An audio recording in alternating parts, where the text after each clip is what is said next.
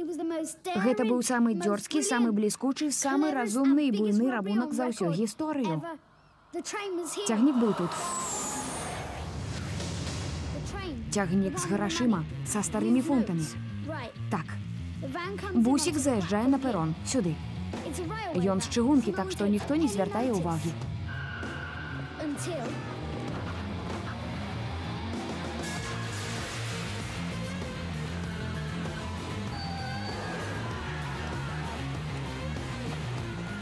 Пакуль яны не выскокваюць з бусіка, і адны трымаюць машыніста, а іншыя пачынаюць перакідваць грошы. На той час спрацоўвае сігналізацыя. Усё, уцякаем!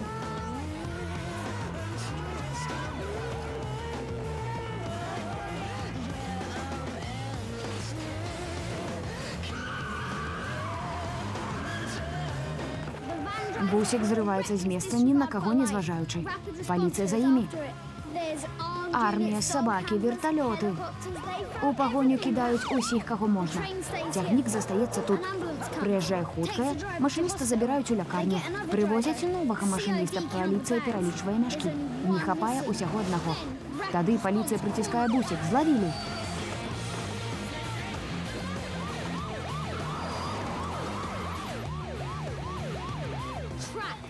Рабаўнікі кідаюць здабычу і уцякаюць. У іх няма шансаў, але Ньюкасл грае на Хайберы з Арсеналам.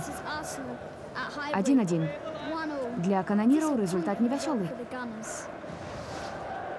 Што нам рабіць? Думаю, мы іх згубілі. Яны не злавілі злодзеяў, але нічога страшнага, таму што яны вяртаюцца да бусіка, а там мяшок.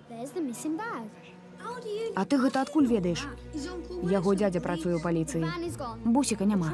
Цягнік на станцыі. Паліцэйскія папіваюць гарбату. Дзе ж злодзеі? Дзе б вы іх ні за што не сталі шукаць?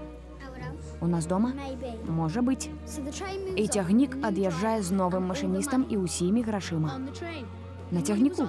Грошы на цягніку і злачынцы таксама. Нестандартнае мысленне. Грошы засталіся на цягніку, але там жа і злачынца.